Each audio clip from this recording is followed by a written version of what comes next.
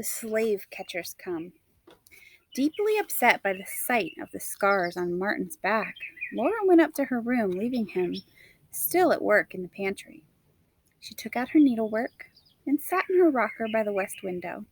She was sewing a ruffle on the bottom of a green cotton dress to make it longer, for she had decided it was showing a little too much of her ankles.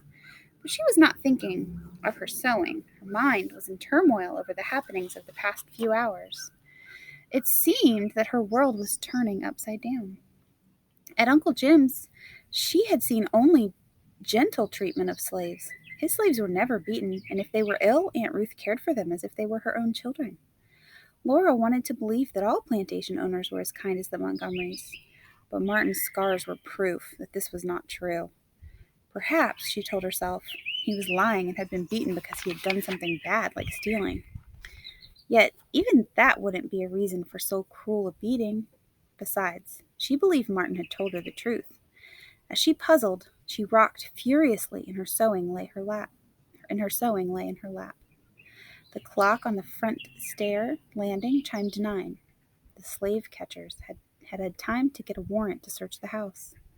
Since no one had appeared, Laura tried to convince herself that they'd decided not to come. At any rate, Bert was outside watching the road, so he would stop anyone who approached. But every time a dog barked or hoofbeats sounded on the road, she stiffened in alarm. She wondered if Joel would come this morning. Probably not, for he wouldn't want to draw attention to their house. She liked his appearance since he'd grown up. He wasn't exactly handsome, but he looked to be the kind of person you could trust. It was a pity he had such strong ideas about slavery. Deep in thought, Laura was startled to hear voices in front of the house. She ran to the front window and looked down at a group of men, one of whom wore a sheriff's badge. The bell in the front hall rang as someone tugged on the bell pull outside the door. Then Laura heard the doorknob being tried. "It's locked," one of the men shouted. He stepped back and stared up at the house. Laura dropped the lace curtain, hoping he had not seen her gaze out. She was horrified to realize that these strangers would have walked directly into the house if the door had not been locked. Again, she wished Prince were alive. He would never have let them into the house. Through the thin curtain, she could see the men talking together, apparently trying to decide what to do next.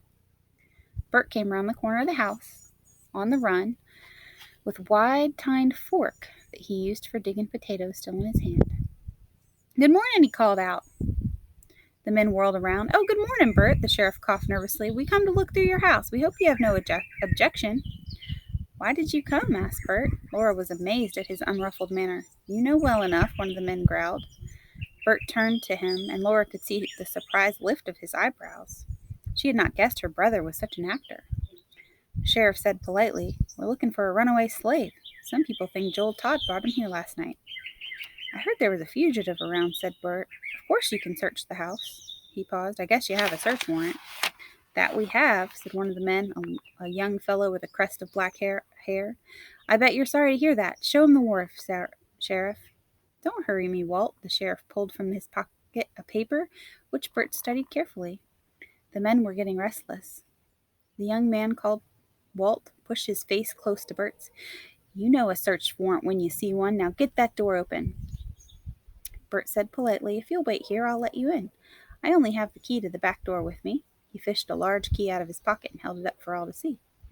"Since when do you lock the doors when you're working out in the garden?" Bert Eastman asked one of the men. "Will seem like a good idea with a fugitive loose in the countryside," said Bert, "especially since my sister's alone in the house." Walt said, "Oh, yes, your sister. I heard she came back here from down south. I hear she's a good looker, too." Laura blushed, glad she was upstairs behind the curtain. What a rough lot these men seemed to be, all except the sheriff. And yet they were acting according to law, trying to catch a runaway and return him to his master. It was hard for her to remember that last night she had thought it would be best for Martin to be caught and returned to his owner. As Bert started around the house, one of the men called after him, "Not so fast, Bert. I'll go with you just to see that there's no monkey business. Spread out around the house, men, and make sure that Darky doesn't climb out the window." Laura was shocked by the hate in the man's voice. Why, he sounded as if he thought Martin was a criminal. She ran to the spare room. Martin was not in sight. She opened the wardrobe, whispering, "Are you in there?" She pulled aside clothes until she could see Martin's face. His wide, frightened eyes peered out at her. "I'm here, Miss Laura. Don't let them catch me, please." "Stay quiet," she cautioned. She closed the wardrobe door tightly and hurried back to her room. Downstairs, the front door crashed open and booted feet sounded on the hall floor. "The cellar first!" someone cried out. The men thudded through the house like a herd of buffalo. Less than 5 minutes later, the footsteps pounded up the cellar stairs and began to travel through the rooms on the first floor. Now and then Laura heard the crash of a chair being overturned. Standing in the middle of the room with her fists clenched, Laura's anger and fear grew with every passing moment. Judging by the noise downstairs, those men wouldn't miss a corner of the whole house. In no time they'd find Martin and take him away. She kept seeing his eyes and hearing his voice begging her not to let him be caught. Someone was on the back stairs running lightly, taking the steps 2 at a time. Still, Laura couldn't move. The quick steps hurried down the hall to the spare room. A moment later, they reached her door, and to her amazement, Bert rushed into the room, pulling Martin after him.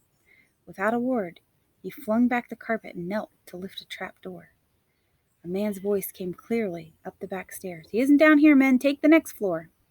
Bert had the trap door open and was pushing Martin into an opening as the men swarmed up the stairs. Laura heard them go into Bert's room, and from there into the attic over the kitchen. Now Bert had the trapdoor in place and was pulling the rug smooth while the searchers prowled about the spare room, tapping on walls and even opening bureau drawers. What did they expect to find in a drawer? Laura wondered in amazement. The loud voices carried easily into her room. "Look under the mattress," one said. "I heard about a darky who crawled under a feather bed. Only way they found him, the feathers tickled his nose and he sneezed." "Look in that closet over there," said another man. "That's a dandy place. Look behind those clothes." Bert pulled Laura's rocking chair into the middle of the room, directly over the trap door, and shoved her into it, none too gently. "So," he commanded. Now the searchers were at the door of her room.